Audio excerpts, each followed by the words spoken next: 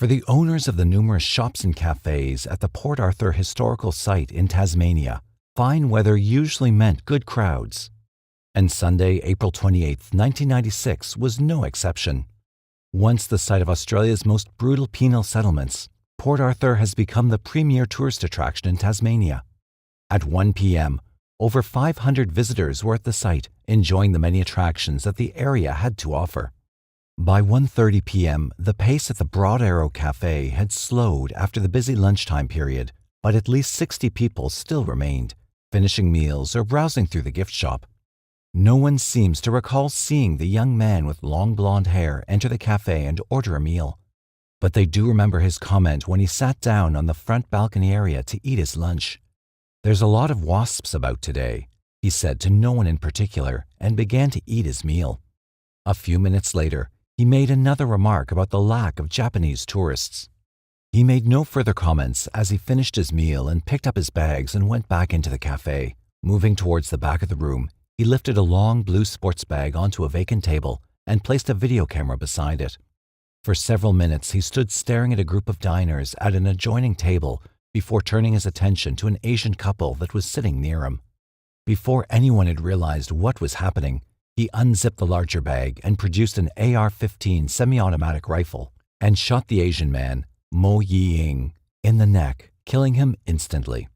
Swinging the rifle from the hip, he pointed it towards Su Lang-chung, the man's companion, and shot her through the head. Turning his attention back to the first group, he lifted the rifle to his shoulder and fired a shot at Mick's sergeant, grazing his scalp and knocking him to the floor. Before Mick could shout a warning, the gunman fired a fourth shot that hit Mick's girlfriend in the back of the head. In a matter of seconds, the young man had claimed 3 victims. The fusillade continued as the gunman selected new targets, the acrid smell of gun smoke hanging in the air as his helpless victims dodged for cover. One man at the front of the room who bravely stood to shout a belated warning died when a bullet tore through his neck. Husbands were killed as they tried to protect their wives and families, one man receiving massive head injuries when a bullet that had passed through a previous victim hit him. Some were killed instantly, but many others lay bleeding from their wounds. Walking towards the front entrance of the cafe, the gunman fired methodically, shooting left and right as the terrified crowd scrambled for cover. 15 seconds later, a total of 20 people lay dead, with 15 more wounded, many of them seriously. Leaving the Broad Arrow, the gunman walked out into the parking lot where over 100 people were milling about in confusion. Many, hearing the shots, had started walking in the general direction of the cafe in the mistaken belief that a reenactment was in progress. Others, who had been close enough to observe the carnage, ran for cover, screaming warnings to anyone they came in contact with. Seeing the crowd gathered in the car park, the gunman opened fire. Several tourists fell as the rest, finally aware of what was happening, screamed and ran. Walking towards the tour bus parked nearby, the gunman shot the driver and 3 passengers. As the latest fusillade echoed across the parking lot, several tourists who were waiting to board the bus crawled under it for safety, but the gunman saw them and calmly squatted down and shot them before walking back to his car, a yellow Volvo 244 GL sedan with a surfboard strapped to the roof. The gunman then drove 300 yards down the road to where a young woman and her 2 children were walking beside the road. Pulling to a stop, he fired 2 quick shots, killing the woman and the child she was carrying. When the older child ran away to take refuge behind a tree, the gunman followed her and killed her with 1 shot. Returning to his vehicle, the gunman then drove a further 200 yards towards the entrance gate where a gold-colored BMW was parked.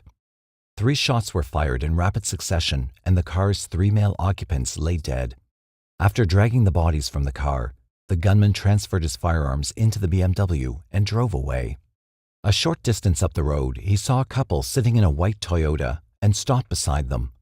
The female driver froze as the man approached holding a gun and ordered her male companion to get out of the car. The man obeyed, pleading with the gunman not to shoot, but the gunman ignored him and instead ordered the man to climb into the open trunk of the BMW. The gunman then slammed the lid and returned to the front of the car and fired 2 shots through the driver's window, killing the young woman instantly. With the man still locked in the trunk, the gunman sped away towards a local guest house called the Seascape Cottage, where the final chapter of the deadly saga would eventually unfold. As he drove toward the entrance of the Seascape Cottage, the gunman saw another vehicle approaching and opened fire. But his bullets missed their target. Turning his attention to the next vehicle, a four-wheel drive Jeep driven by a holidaying couple from Melbourne, the young man fired 2 shots, one of which tore into the bonnet, the other smashing the windscreen. A second volley of shots ripped through the side windows, shattering the occupants with glass and hitting the female driver in the forearm. Realizing the driver was hit, the male passenger leaned over and attempted to drive the vehicle to safety, but was unable to do so as the throttle cable had been severed by one of the bullets. Seconds later, a Ford sedan with 2 married couples on board drove towards the cottage and were hit by a hail of bullets that penetrated the windshield, wounding the driver. Bleeding profusely from his wounds, the driver of the Ford continued on to where the Jeep was parked and managed to rescue the occupants before speeding away to the Fox and Hounds, another guest house further down the road. Another vehicle, approaching along the Arthur Highway, saw the man standing on the road with a gun and rapidly changed direction. After the Ford drove away, the gunman walked back to the BMW and drove down the entrance road and parked in front of the cottage. He then removed his guns from the car before releasing the man from the trunk. After taking him inside the house and handcuffing him to a stair rail, the gunman returned to the BMW, poured petrol over it, and set it alight. Only minutes after the shooting began at Port Arthur, the first police were summoned to the scene. Hearing the emergency radio call, 2 young constables, Paul Hyland and Gary Whittle, drove rapidly towards the area. As Constable Hyland approached Seascape Cottage, he saw the damaged vehicles on the side of the road and stopped to investigate. Seeing smoke billowing from the car parked in front of the cottage, he drove back down the highway to set up a roadblock. By this time, Constable Whittle had arrived, and he also parked his vehicle across the highway on the other side of the entrance to seal off the area. Soon after 2 other police arrived, the BMW exploded, sending them diving for cover. As they maneuvered their vehicles into safer positions, shots were fired in their direction from the cottage. The police held their positions until members of the Special Operations Group relieved them shortly after dark. As they took up flanking positions around the guest house, more shots were fired from within the cottage. The operation was further hampered by poor radio reception, making it almost impossible for the police to confirm each other's positions. As the hours ticked away, information about the gunman began to seep through. The lone gunman was believed to be Martin Bryant, a 28-year-old resident of Newtown, a suburb of Hobart. Bryant was described as being tall with long blonde hair and pale skin, almost albino in appearance, and a little slow. Another piece of information that filtered through caused greater concern. In addition to the AR-15 and FN semi-automatic rifles that Bryant was known to be carrying, he had access to several more firearms that belonged to David and Sally Martin, the owners of the Seascape Cottage. Given the additional weapons, at least 3 hostages, and the lack of suitable cover around the cottage, a direct assault was ruled out and a specialist negotiation team was summoned. Off and on for the next 6 hours, the senior police negotiator, Sergeant Terry McCarthy, spoke to Bryant over the phone. During the course of the negotiations, Bryant's only demand was that he be given a ride in an army helicopter. Eventually, contact with the cottage was lost when the batteries went flat on the cordless phone that Bryant was using. As the vigil continued, police reinforcements from as far away as Victoria and New South Wales arrived at the scene, creating the largest single police action in Australia's history. The next morning, Monday, April 29th, senior police met to decide the next course of action. Shortly after, smoke was seen billowing from the cottage, and at 8:25 a.m., Martin Bryant ran from the building, his clothing ablaze. As police rushed forward to make the arrest, Bryant tore his clothes from his body and gave himself up. Later, as ambulance officers smothered his skin with ointment, Bryant asked them if it was petrol they were using. He was later conveyed to the same hospital where many of his victims were fighting for their lives. After the fire was put out, more bodies were found inside the cottage. Including the dead were the Seascape's owners, David and Sally Martin, and Glenn Pears, the man that had been locked in the car. Police would later establish that Pears had been murdered sometime during the negotiations, and Bryant killed the Martins prior to his arrival at Port Arthur. In a period of just over 19 hours, Martin Bryant, a man described by locals as being a quiet lad and a bit of a loner, had killed 35 men, women, and children, and wounded another 18. From an early age, Martin Bryant was an unusual child. His mother, Carleen, often told family and friends that she was concerned about young Martin's temperament. His father, Maurice, would eventually take early retirement from his job as a dock worker to look after Martin. By the time he started school, his erratic behavior distanced him from the other children. It wasn't until he reached primary school that he was found to have a below-average IQ and put into special classes. One of his teachers at Newtown High remembers him as totally isolated in his own little world. In fact, he was more isolated than several deaf children who were in the same class. What was more intriguing was that Martin seemed to prefer it that way and was at his happiest when he didn't have to interact with anybody. As he got older, his strange detachment became more apparent, even when confronted with traumatic and sometimes dangerous situations. On one occasion, when he and a girlfriend were marooned in a dinghy in heavy seas off Bass Strait, Martin showed a complete lack of emotion when the couple was rescued by a fisherman. He showed a similar detachment when his father supposedly committed suicide by drowning himself in a dam on the family's property. When he was asked to help find his father's body, Martin seemed to be enjoying himself immensely and showed no sign of concern over his father's death. According to an ambulance officer at the scene, Martin knew more about the death of his father than he was telling. Although Maurice Bryant was found at the bottom of a dam with a weighted diver's belt wrapped tightly around his throat, police treated the matter as a suicide when they found a suicide note and an amount of cash in a car on the property. Because of his strange behavior, Martin was often bullied and on one occasion was almost drowned by a group of children he was tormenting. As he grew, Martin's behavior became more cruel and bizarre. In one incident, while skin diving with a friend, Martin jabbed a hand spear into the head of his companion while he was surfacing. Neighbors describe how, as a child, Martin would constantly torment them by throwing rocks at their children, cutting down trees, untying boats from their moorings, and destroying fruit trees and vegetable gardens. After leaving school, Martin did not need to look for work as he qualified for a pension because his IQ was 20 to 30 points below average.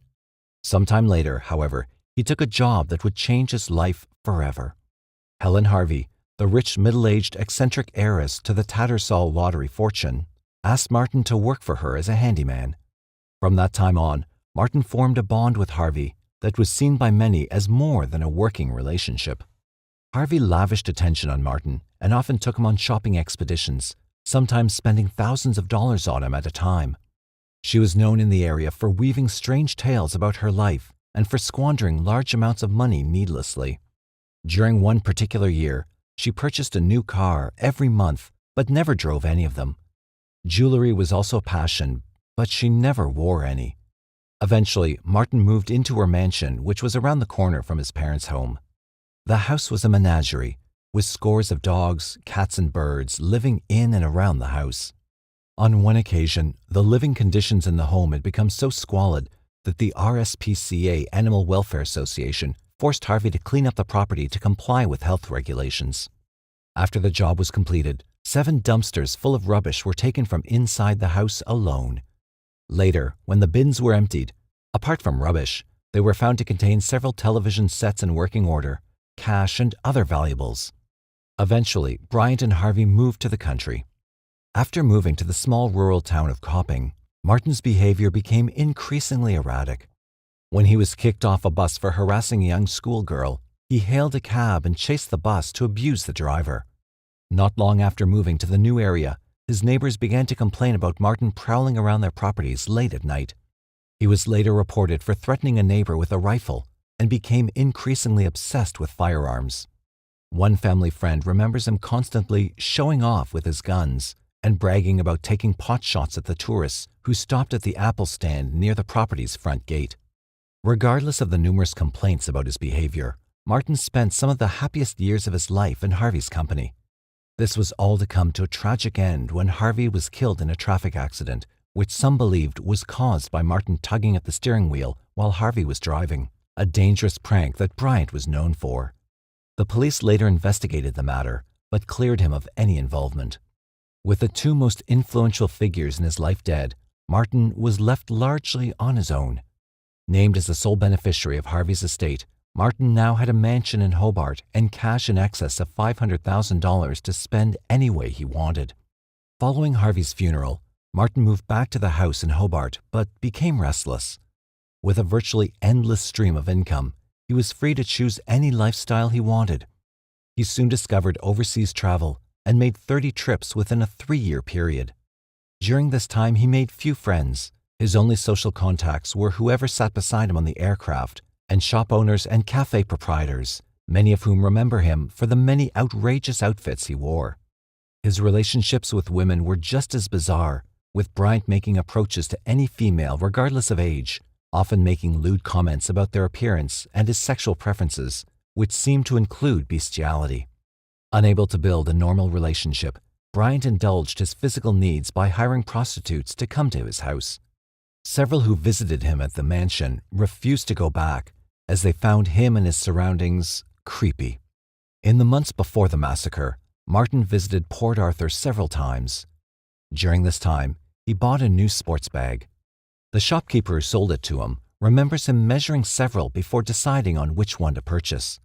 Although many psychologists believe that Martin Bryant's actions on that fateful day stemmed from impulsive behavior, the sports bag incident and the fact that he had visited the site numerous times in the weeks preceding the attack suggest that the killings were planned in advance and carried out with cold, calculating precision.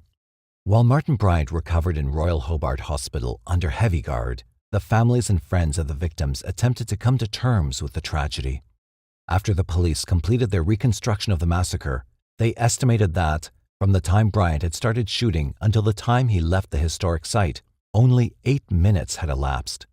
In just 8 short minutes, Martin Bryant had taken the lives of 11 Tasmanians, 12 Victorians, 1 South Australian, 4 from New South Wales, 4 from Great Britain, 2 Malaysians, and another man from Southeast Asia. Of the injured, 15 were Australians, 2 others a Canadian and an American. When police later released the information that Bryant had purchased the military-style weapons used in the attack from a Hobart gun dealer without any form of licensing, it resulted in an uproar. Virtually overnight, large numbers of private citizens called newspapers, television stations, and talkback radio shows demanding that Australia's disparate gun laws be urgently reappraised. Within days, many politicians added their support and met to discuss a new set of national gun laws, including a total ban on all semi-automatic weapons. In response, representatives of several prominent pro-gun lobby groups protested against the sweeping changes, citing that the laws would only serve to place restrictions on decent, law-abiding citizens and not the lunatic fringe that procured their firearms illegally. Although much of the blame for Port Arthur was centered on the availability of guns used in violent crimes, Australia's homicide statistics prove otherwise. Tasmania, Martin Bryant's home state, has the lowest murder rate in the country, with just 0.85 murders per 100,000 population, a rate far lower than Japan, which has some of the strictest gun laws in the world. According to the Australian Institute of Criminology, fists, knives, and blunt instruments are the most frequently used weapons in homicides, with guns accounting for just 25%. Despite numerous protests, Prime Minister John Howard later implemented sweeping reforms regarding gun ownership in Australia, which included bans on the importation and sale of most military-style semi-automatic weapons. In the weeks and months following the massacre, Bryant was subjected to 4 major psychological examinations. But, despite theories that he may be suffering from schizophrenia and a personality disorder called Asperger's syndrome, which resulted in inappropriate mannerisms and actions, Martin Bryant was declared legally sane and fit to stand trial. In an earlier police interview, when asked for reasons for his actions, a smiling Bryant said, "I'd really love to help you out, but I can't." The trial began on November 7th, where evidence was heard relating to the slaughter. Some of the most disturbing being when eyewitnesses related the hideous injuries inflicted upon their friends and families by Bryant, who was described as a laughing, maniacal fool during the shootings. During the entire trial, including the screening of an amateur video of part of the shooting frenzy, Bryant continued to smile and, on more than one occasion, laughed openly. He continued to smile several days later when the jury handed down a guilty verdict, after which he was sentenced to life imprisonment with no possibility of parole. Martin Bryant is now housed in Hobart's Ridson prison under protective custody. His mother, who, apart from his defense counsel, was Martin's only visitor during the trial, later told interviewers that she wished her son had died along with his victims. When asked how Martin was adapting to life in prison, she answered, He's his usual self. He's smiling and laughing. In a case such as this, it's all too easy to focus on the person responsible and neglect the most important element of any crime, the victim. The following is a list of the 35 men, women, and children that Martin Bryant senselessly murdered on April 28, 1996.